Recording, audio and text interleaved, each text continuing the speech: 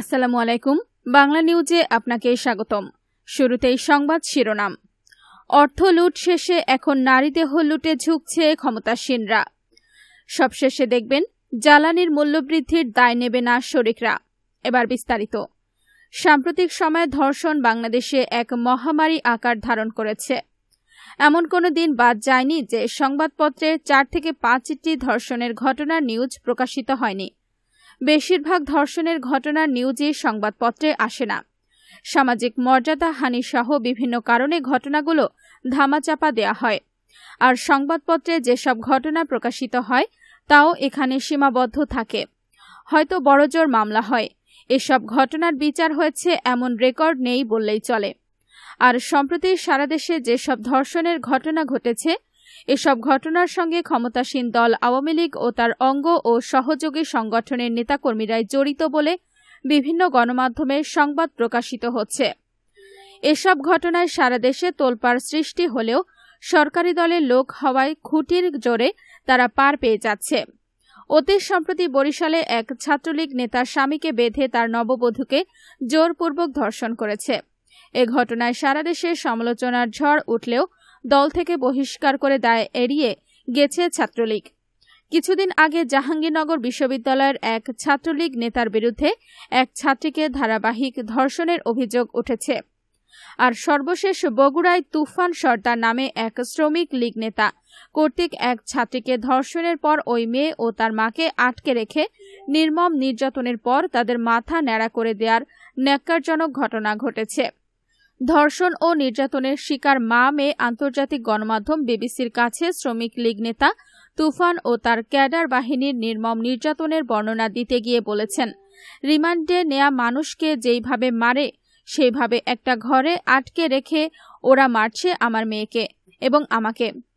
ক্ষমতার জোরে ওরা আমাদের ওইভাবে মারছে, অনেক মারছে এবং চুল কেটে দিয়েছে।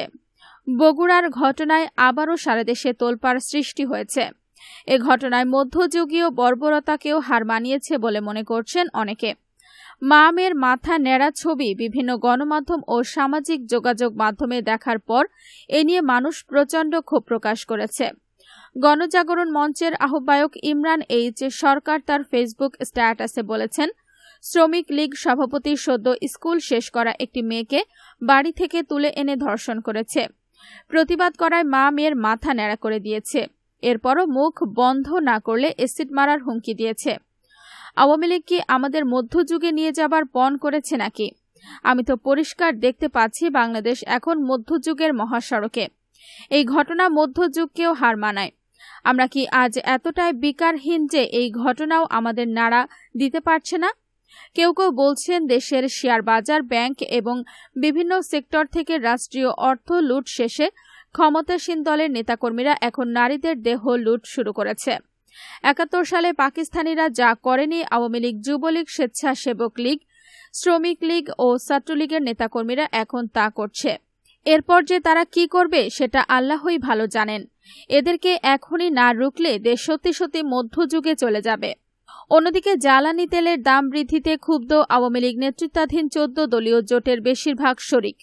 দলগুলোর অভিযোগ তাদের সঙ্গে আলোচনা না করেই সরকার এই সিদ্ধান্ত নিয়েছে, তাই এর দায় তারা নেবে না। তাদের মতে এই সরকার তো জোট সরকার নয়, ফলে এই দায় সরকারি দল হিসাবে আওয়ামী লীগকেই নিতে হবে। দাম বৃদ্ধিকে জনস্বার্থ বিরোধী আখ্যা দিয়ে এর প্রতিবাদে মাঠের কর্মসূচিতে নেমেছে কোন কোন দল। আবার বিবৃতি দিয়ে সরকারকে সিদ্ধান্ত পুনর্বিবেচনার আহ্বানও জানানো হয়েছে। শরিকদের মতে রাজনীতি মানুষের জন্য, সাধারণ মানুষের কষ্ট হয় এমন কোনো সিদ্ধান্তের সঙ্গে তারা একমত নন। বিষয়টি নিয়ে জোটের বৈঠকেও আলোচনা করবেন তারা। বৈশ্বিক পরিস্থিতি বিবেচনায় দাম বাড়ালেও একসঙ্গে এতটা বাড়ানো ঠিক হয়নি। জ্বালানি তেলের মূল্যবৃদ্ধির প্রতিবাদে জোটের অন্যতম শরিক বাংলাদেশের ওয়ার্কার্স পার্টি শনিবার বিকালে বিক্ষোভ মিছিল ও সমাবেশ করেছে। কর্মসূচি অব্যাহত রাখার পাশাপাশি জোটের বৈঠকেও বিষয়টি নিয়ে কথা বলবে দলটি। জানতে চাইলে ওয়ার্কার্স পার্টির সভাপতি রাশেদ খান মেনন যুগান্তরকে বলেন, দাম বাড়ানোর বিষয় নিয়ে তো আমাদের সঙ্গে আলোচনা হয়নি। কোনো আলোচনা না করেই তারা সবকিছু করেছে, সুতরাং এই দায় আমাদের ঘাড়ে বর্তাবে কেন? আমরা তো এই সিদ্ধান্তের কোনো আলোচনার অংশীদার নই। তিনি বলেন, এটা আওয়ামী লীগ সরকার, জোট সরকার নয়। আমরা আওয়ামী লীগের সঙ্গে জোটে আছি, কিন্তু তারা তো বলছে না যে এটা জোটের সরকার। সুতরাং আওয়ামী লীগ সরকারের দায় আওয়ামী লীগ সরকারকেই নিতে হবে। এক প্রশ্নের উত্তরে তিনি বলেন, এটা তো অবশ্যই ভোটে প্রভাব ফেলবে, কারণ মানুষ অসম্ভব রকমের ক্ষুব্ধ। আমি মানুষকে এরকম ক্ষুব্ধ হতে খুব কমই দেখেছি।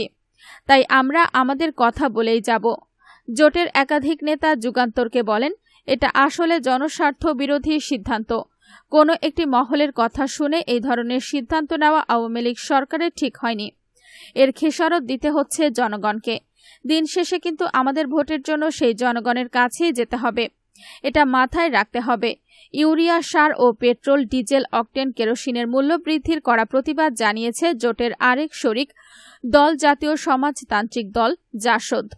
বুধবার ঢাকাসহ সারা দেশের জেলা উপজেলায় বিক্ষোভ মিছিল ও সমাবেশ করবে দলটি। এছাড়া জাসদের যুব সংগঠন জাতীয় যুব জোট একই দাবিতে আজ ঢাকাসহ সারা দেশে বিক্ষোভ মিছিল ও সমাবেশ করবে। এই বিষয়ে জাসদের সভাপতি হাসানুল হক ইনু এমপি ও সাধারণ সম্পাদক শিরিন আক্তার এক বিবৃতিতে জ্বালানি তেলের অস্বাভাবিক মূল্য বৃদ্ধির সিদ্ধান্ত প্রত্যাহার করার জন্য সরকারের কাছে দাবি জানিয়েছেন। গণতন্ত্র পার্টির সভাপতি ব্যারিস্টার আরশ আলী ও সাধারণ সম্পাদক ডাক্তার শাহাদাত হোসেন যৌথ বিবৃতিতে বলেছেন, অতীতের সব রেকর্ড ভঙ্গ করে মূল্যবৃদ্ধিতে জনগণ হতবাক ও সরকারের প্রতি বিক্ষুব্ধ হয়ে উঠেছে। এটা নৈরাজ্যকর পরিস্থিতি সৃষ্টির সহায়ক হিসেবে ভূমিকা রাখবে। মূল্যবৃদ্ধির বিষয়টি পুনর্বিবেচনা এবং পূর্ণ মূল্যায়নের দাবি জানান তারা। নেতৃদ্বয় বলেন, যখন আন্তর্জাতিক বাজারে তেলের দাম কমেছে, সেই মুহূর্তে প্রায় ৪৫% বৃদ্ধির পেছনে দেশি বিদেশি ষড়যন্ত্রকারীরা জড়িত আছে কিনা তা খতিয়ে দেখতে হবে। ন্যাপের যুগ্ম সাধারণ সম্পাদক ইসমাইল হোসেন বলেন, এই যে মূল্যবৃদ্ধি, এটা মানুষ চাচ্ছে না, এটা মানুষের স্বার্থের বিরুদ্ধে যাচ্ছে। জোটের পক্ষ থেকে আমাদের দাবি, জনগণের স্বার্থ পরিপন্থী কোনো কাজের সঙ্গে আমরা নেই। আমরা এর প্রতিবাদ করব। কমিউনিস্ট কেন্দ্রের আহ্বায়ক ডাক্তার ওয়াজেদুল ইসলাম খান বলেন, IMF এর পরামর্শে দাম বাড়াবে, এটা তো ঠিক হয়নি। 14 দল একটি আদর্শিক জোট, আমরা দল একটি স্বতন্ত্র দল। আমরা আমাদের রাজনীতি বিকিয়ে দিয়ে 14 দল করি, বিষয়টা তা নয়। আমরা এই ধরনের সিদ্ধান্ত সমর্থন করি না। জাতীয় পার্টি প্রেসিডিয়াম সদস্য এজাজ আহমেদ মুক্তা বলেন, খুব শিগগিরই 14 দলের সভা হবে। ওই সভায় আমরা আমাদের বক্তব্য তুলে ধরব। তবে অন্য শরিকদের চেয়ে কিছুটা ভিন্ন মত বাংলাদেশ তরিকত ফেডারেশনের। দলটির চেয়ারম্যান আলহাজ নজিবুল বশর মাইজ ভান্ডারী বলেন, আমরা যেহেতু আওয়ামী লীগের সঙ্গে জোটে আছি, আমি একজন সংসদ সদস্য, সুতরাং সরকারের ভালোমন্দ দুটোরই অংশীদার আমি সরকারের নেই এটা বলে 14 দলের অনেকেই পার পেয়ে যেতে চায়, কিন্তু আমি মনে করি সেই সুযোগ আমাদের নেই।